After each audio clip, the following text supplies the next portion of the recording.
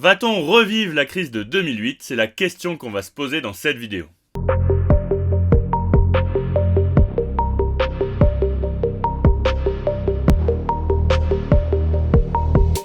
Et c'est parti, on se retrouve aujourd'hui pour un nouveau point bourse dans lequel on va parler évidemment de la crise qui est en train de se préparer, du moins c'est ce que nous disent les indicateurs, et on va la comparer à la crise de 2008. On fait un point sur les actus de la semaine, et ensuite on fait un point technique sur le CAC 40, le S&P 500, et on fera aussi le point sur le Nasdaq et des actions comme Coca-Cola qui ont eu des évolutions intéressantes cette semaine. Comme je vous l'ai dit, la question qu'on va se poser dans cette vidéo, c'est va-t-on vivre une crise similaire à celle de 2008 ? En tout cas, la bourse n'a pas l'air de montrer des signes de relance. On va faire un point global sans prendre en compte les éléments isolés et comme le titre de la vidéo l'indique, on n'est pas sur des indicateurs qui sont très positifs en ce moment. On a d'ailleurs JP Morgan qui relève les nombreux points communs entre le contexte actuel et celui qu'on avait au début de la crise de 2007-2009.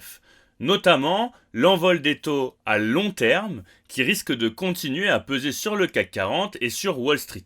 On constate qu'en France, en Europe et aux États-Unis, les actions ont été à la peine depuis les pics qu'on a pu voir cet été en bourse. Depuis le sommet de juillet, le S&P 500, qui est le principal indice action du marché américain, a fondu de plus de 8%. On a quand même vu partir en fumée près de 3,2 milliards de dollars en bourse. C'est énorme. Et oui, 3,2 milliards, ça correspond au poids cumulé de toutes les actions qui sont cotées à la bourse de Paris. Et d'ailleurs, de son côté, le CAC 40 a perdu 7% de sa valeur. Et c'est dû notamment à la chute de nos géants du luxe, LVMH, Hermès, Kering, etc.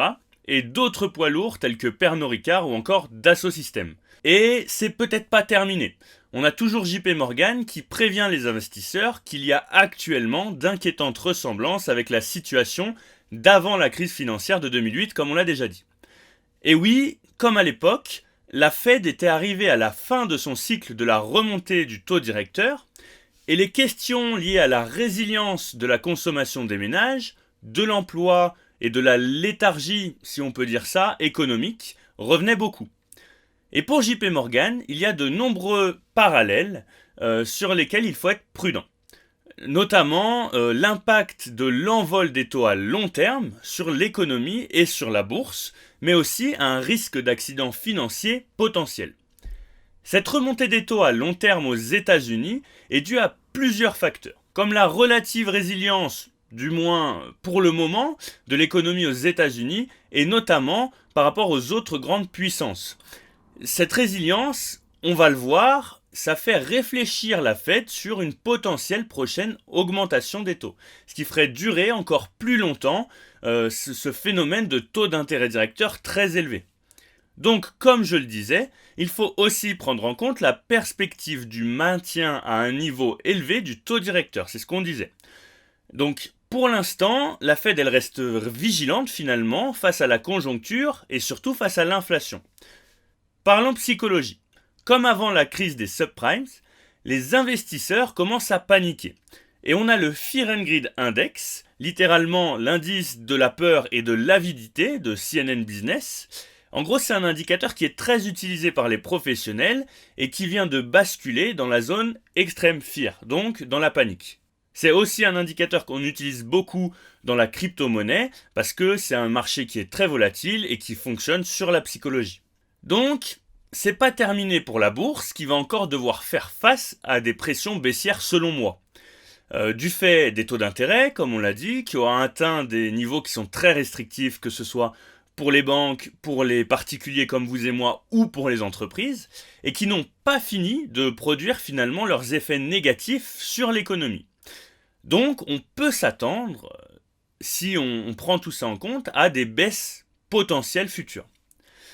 Et ça dure depuis un moment, mais on a des tensions politiques qui se rajoutent à ça et qui persistent.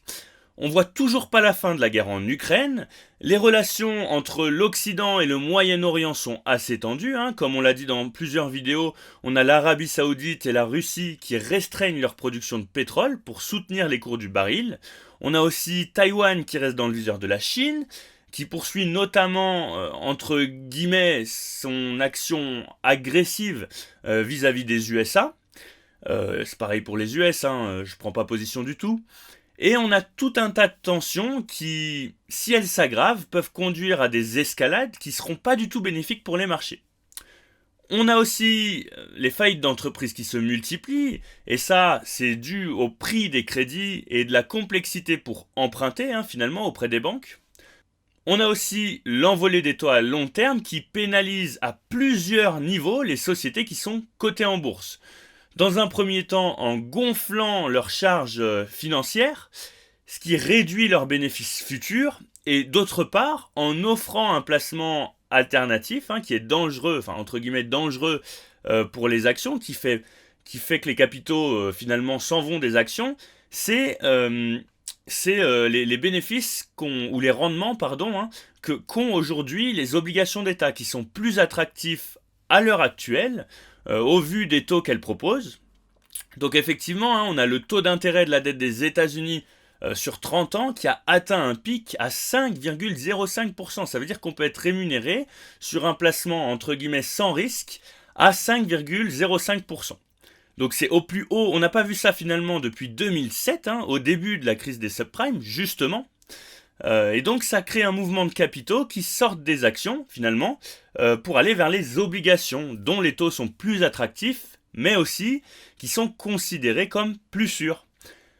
Vu que le rendement de l'obligation d'État, comme on l'a dit, un taux qui est plutôt jugé sans risque, vu qu'il augmente, un investisseur, il va exiger une rémunération plus élevée qu'auparavant, vu que sur un placement sans risque, on a déjà 5%. Pourquoi aller sur une action qui est justement dans une ambiance pas super sereine et qui a un rendement moins élevé? Donc les investisseurs, ils vont exiger des rendements plus élevés et c'est pas auprès des actions, aujourd'hui en tout cas, qu'ils vont le trouver. Au niveau du cours actuel, on a JP Morgan qui juge assez cher finalement les actions américaines, d'autant plus que la croissance économique, elle pèse sur les perspectives de hausse des bénéfices. Qu'est-ce qu'on pourrait dire d'autre ? On peut pas faire ce point bourse aussi, sans parler d'Alstom, avec son plongeon de près de 40%, une baisse quasi record pour le CAC 40. De retour, l'action elle est de retour à moins de 14 € ce jeudi dernier, soit son plus bas depuis 1992. Donc le marché il a massivement vendu l'action de la société à la suite d'une nouvelle déception sur sa trésorerie. Effectivement, c'est surtout l'annonce du cash flow libre pour la société qui n'a pas du tout passé en bourse. Revenons-en au CAC 40 qui a terminé de près de 1% de hausse vendredi, notamment après la publication d'un rapport du marché de l'emploi américain qui a été plus solide que ce qu'on espérait. C'est de bon augure pour l'économie américaine, mais en revanche, comme je vous l'explique depuis longtemps maintenant, pour la Fed, ça pourrait les pousser à une nouvelle hausse des taux d'intérêt, parce que son but c'est que l'économie ralentisse. Sur la semaine, le CAC il a perdu 1,05%, donc on reste sur une baisse négative sur la semaine, donc sous la pression évidemment d'une anticipation de hausse des taux d'intérêt. Et ces chiffres-là qu'on attendait pour l'économie américaine, c'est qu'en gros, on a créé beaucoup plus d'emplois que ce qui était attendu. On a créé 336 000 emplois en septembre, soit près du double des 170 000 qui étaient espérés par les économistes. Donc comme je vous l'ai dit, c'est des bonnes nouvelles économiques qui sont perçues finalement comme des mauvaises nouvelles par le marché. Du moins, c'est ce qu'on verra certainement la semaine prochaine, parce que c'est synonyme d'une crainte de la remontée des taux de la Fed. On rappelle que l'objectif de la Fed, c'est de calmer l'économie pour faire baisser l'inflation jusqu'aux 2%. Je ne vais pas tout réexpliquer, vous pouvez aller voir nos vidéos pour comprendre tout ça. Donc tous ces petits signes-là de résilience qu'on a sur l'économie américaine, et en partie sur le marché du travail, qui est un indicateur fort car temporellement il est plus parlant, tout ça, ça suggère que la Fed, elle maintiendra des taux élevés plus longtemps, et ça, c'est pas bon pour la bourse. Allez, on attaque nos petites analyses. Alors, comme vous le voyez, Pour le CAC 40, bon, ça fait longtemps que je dis ça, hein, ça fait depuis... ça va presque faire, pas un an, mais ça fait un moment. On est toujours dans notre range pour le CAC 40, je dois vous saouler avec ça. Donc, bon, on a un grand range entre, on va dire, 7600 et 8000... pardon, entre 7600, oui, pardon, et 6900, on va dire. Ce qui se passe actuellement, bon, hein, on le voyait, hein, mais en fin septembre, on a break la moyenne mobile 200. On a un léger rebond sur les 3 derniers jours, sachant qu'on reste quand même ici sur une dynamique assez baissière. Hein. Ce qu'on pourrait faire, c'est aller chercher les 6900. Si les inquiétudes de l'augmentation des taux commencent à persister, hein, aussi bien pour l'Europe que pour les États-Unis, même si Christine Lagarde, elle a voulu être un petit peu rassurante ces dernières semaines, on n'est sûr de rien.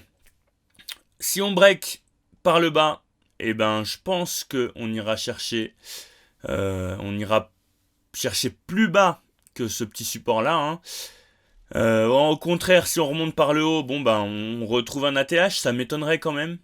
Parce que on n'est pas dans une conjoncture économique super intéressante.